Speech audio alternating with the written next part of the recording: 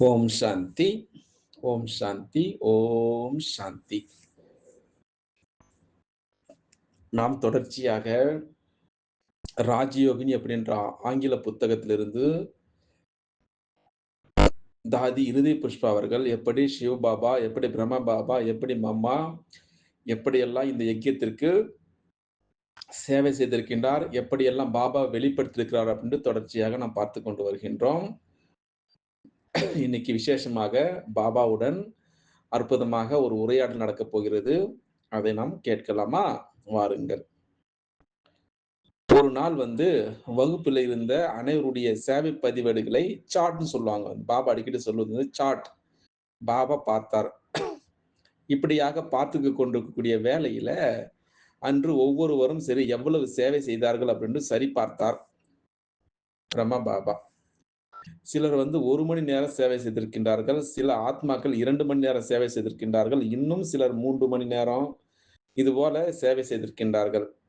இப்படியாக பார்த்து கொண்டிருக்கக்கூடிய வேளையில, தாதி இருதய புஷ்பாவுடைய அவருடைய சார்ட் பார்க்கும்பொழுது கிட்டத்தட்ட 17 மணி நேரம் சேவை செய்திருக்கின்றார். பாருங்கள். அதை பார்த்த பாபா ஆச்சரியம் சரி மகிழ்ச்சியும் அடைந்து சொன்னார் இப்படி என்று. எப்படி? குழந்தையே, இன்று உனக்கு நான் ஒரு பரிசு தருகிறேன் அப்படின்னு சொன்னார். அதாவது மதியம் 2 மணி முதல் 4 மணி வரை 2 மணி நேரம் நீங்கள் ஓய்வு எடுத்து தூங்கிக் கொள் அப்படின்னு சொன்னார். எப்போ? மதியம் 2 மணி முதல் 4 மணி வரை சரி. இதற்கு தாதி இருதய புஷ்பா அவர்கள் என்ன பதில் சொல்லியிருப்பார்? இதை கேட்பவர்கள் சொல்லலாமா? கெஸ் பண்ணுங்க. என்ன சொல்லியிருப்பார்கள் அப்படின்னு. அப்போ தாதி இருதய புஷ்பா இப்படி பதில் சொன்னார் பிரம்ம பாபாவிடம். என்னுடைய சேவை நேரத்தில் 2 மணி நேரத்தை குறைத்து விட்டால், நான் எதிர்காலத்தில் நான் எப்படி அந்த லக்ஷ்மி நாராயணன் எப்படி ஆக முடியும்? அந்த நிலையை அடைவதில் நான் 2 மணி நேரம் பின்தங்கி விடுவேன். என்னுடைய லட்சிய பாதை ஏன் நீங்கள் தடுக்கிறீர்கள் அப்படின்னு கேள்வி கேட்டார். இது இப்ப இருக்கக்கூடிய பிரம்மகுமார், குமாரிகளுக்கு இது கேட்கும் பொழுது நாம் சிந்தனை செய்து பார்க்க வேண்டும். அப்போ பாபா திரும்பவும் சொன்னார் பதிலை. குழந்தையே, இதை நான் உனக்கு பரிசாக தருகிறேன். இந்த பரிசை நீ ஏற்றுக்கொள் அப்படின்னு சொன்னார் திரும்பவும். அப்போ பாபாவுடைய கட்டளை மறுப்பது தெய்வீக மரியாதைக்கு எதிரானது அப்படின்று தாதி இருதய புஷ்பா அவர்கள் எண்ணிவிட்டார். அதனால் விருப்பமில்லாவிட்டாலும் அமைதியாக இருந்தார் தாதி இருதய புஷ்பா அவர்கள். பிறகு மறுநாள் பாபாவுடைய உத்தரவின்படி ஒரு பிரம்மகுமாரி, அதாவது நுழைவாயிலுக்கு வந்தார். அப்போ தாதி இருதய புஷ்பா அவரிடம் சாவி, விசில், கம்பு ஆகியவற்றை ஒப்படைத்தார். ஆனால் அவர் தூங்கவில்லை. அருகில் இருந்த அந்த பாபா சென்டருடைய ஆசனத்தில் அமர்ந்து யோகாவில் இருந்தார். அடுத்த நாள் இதே நிலை தொடர்ந்து கொண்டே இருந்தது. பிறகு அந்த பிரம்மகுமாரி அவர்கள் பாபாவிடம் சென்று சொன்னார், பாபா, நீங்கள் அவருக்கு ஓய்வெடுத்த தூங்க சொன்னீர்கள். ஆனால் அவர் தூங்கவே கிடையாது. யாரு? தாதி இருதய புஷ்பா அவர்கள். அங்கேயே அமர்ந்து யோகா செய்தார். அவருக்கும் தூக்கம் இல்லை, எனக்கும் தூக்கம் இல்லை அப்படின்று பிரம்ம பாபாவிடம் அழகான அந்த விஷயத்தை சொன்னார். பிறகு பாபா அவர்கள் தாதி இருதய புஷ்பா அவர்களை அழைத்து கேட்டார், குழந்தையே, நீ ஏன் தூங்கவில்லையா அப்படின்னு கேட்டார்.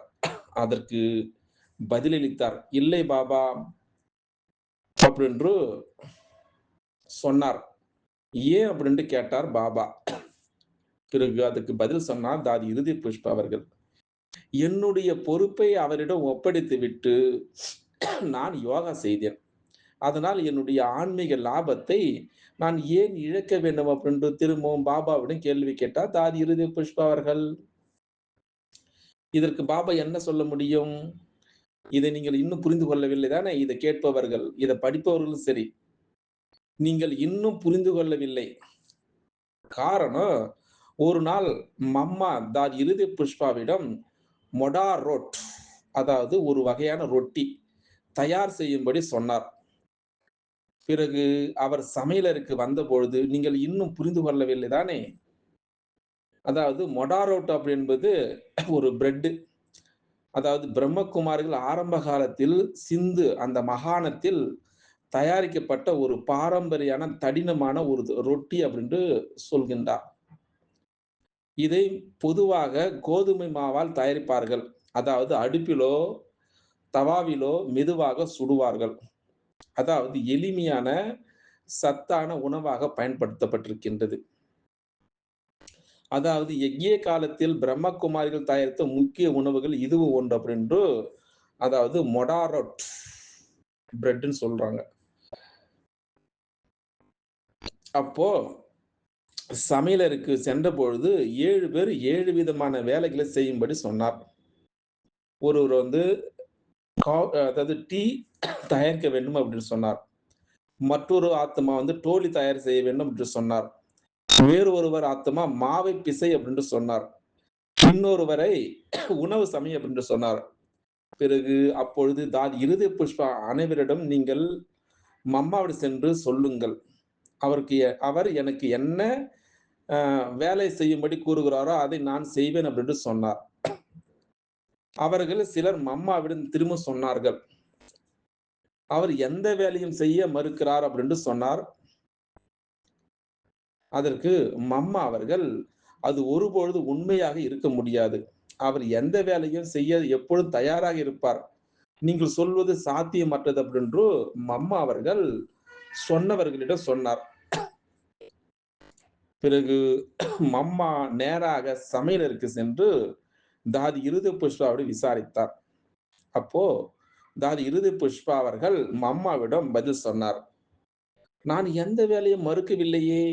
நீங்கள் எந்த வேலையை செய்யும்படி கூறுகிறீர்களோ அதை சொல்லுங்கள் அப்படின்று தான் அவர்கிட்ட சொன்னேன். அப்படின்று தாதி இருதய புஷ்பா அவர்கள் மம்மாவிடம் சொன்னார் பதிலை. அப்போ இருதய புஷ்பா பற்றி மம்மா கூறிய விளக்கம் வந்து மிகவும் ஆழமானதாகவும், சுவராசமானதாக இருக்கும். அதை நன்றாக கேளுங்கள். இதை கேட்பவர்களும் சரி, டெக்ஸ்ட் படிப்பவர்களாக இருந்தாலும் சரி, மம்மா என்ன சொல்லியிருப்பார் என்று பாருங்கள். அதாவது இறைவனை வந்து அறிந்து கொள்வது எளிதான ஒரு காரியம். ஏனென்றால் அவர் ஒளியினுடைய ஒளி புள்ளி மட்டுமே. ஆனால் அவருடைய குழந்தைகளை புரிந்து கொள்வது மிகவும் கடினம். காரணம் அவர்கள் வந்து பல பிறவிகளுடைய சம்ஸ்காரங்களை அதாவது பண்பு அந்த ரெக்கார்டுகளை தம்முள் கொண்டிருக்கின்றார்கள் ஆத்மாவில் சம்ஸ்காரத்தின். ஆனால் இந்த குழந்தையினுடைய சம்ஸ்காரங்களை நான் முழுமையாக அறிவேன். இதுவே தான் ஆழ்ந்த ஞானத்தினுடைய ஒரு ரகசியமாகும் அப்படின்னு சொன்னார் மம்மா அவர்கள். ஒருவரை புரிந்து கொள்ள வேண்டும் என்றால் முதலில் அவருடைய சம்ஸ்காரங்களை புரிந்து கொள்ள வேண்டும். அப்பொழுதுதான் அவர் ஏன் ஒப்புக்கொண்டார், ஏன் ஒப்புக்கொள்ளவில்லை என்பதை உணர முடியும். ஆனால் நீங்கள் அதை புரிந்து கொள்ளவில்லை அப்படின்னு சொன்னார் பதிலை. இப்படியாக மம்மா அவர்கள் தெளிவாக விலக்கிவிட்டு அங்கிருந்து சென்றார்.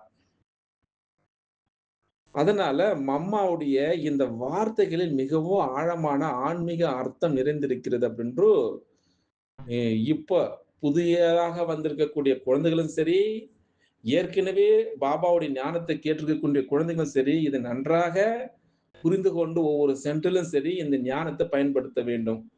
எடுத்த உடனே அவர்கள் ஏன் என்ன புரிந்து கொள்ளவில்லை, அவர்கள் ஏன் இப்படி தவறு செய்கிறார்கள் அப்படின்று எடுத்த உடனே புரிந்து கொள்ளக்கூடாது. அவருடைய சம்ஸ்காரம் என்ன, அவருடைய பண்புகள் என்ன, பலவிதமான ஜென்மத்துடைய கணக்கு இருக்கிறது அப்படின்று புரிந்து கொண்டு நன்றாக இருக்க வேண்டும் இந்த யக்ஞத்தில் அப்படின்று ஆழமான ஞானத்தை மம்மா உரைத்து விட்டு சென்றார். பார்ப்போம் நாளைக்கு என்ன நடக்கப் போகிறது அப்படின்று. ஹட்சா ஓம் சாந்தி, ஓம் சாந்தி, ஓம் சாந்தி. ஓம் சாந்தி, ஓம் சாந்தி, ஓம் சாந்தி. நாம் தொடர்ச்சியாக ராஜயோகினி அப்படின்ற ஆங்கில புத்தகத்திலிருந்து தாதி இருதய புஷ்பா அவர்கள் எப்படி சிவ பாபா, எப்படி பிரம்ம பாபா, எப்படி மம்மா எப்படியெல்லாம் இந்த யக்கியத்திற்கு சேவை செய்திருக்கின்றார், எப்படியெல்லாம் பாபா வெளிப்படுத்தியிருக்கிறார் அப்படின்னு தொடர்ச்சியாக நாம் பார்த்து கொண்டு வருகின்றோம். இன்னைக்கு விசேஷமாக பாபாவுடன் அற்புதமாக ஒரு உரையாடல் நடக்கப் போகிறது. அதை நாம் கேட்கலாமா? வாருங்கள். ஒரு நாள் வகுப்பில இருந்த அனைவருடைய சேவை பதிவேடுகளை சார்ட்ன்னு சொல்லுவாங்க. பாபா அடிக்கடி சொல்வது சார்ட். பாபா பார்த்தார்.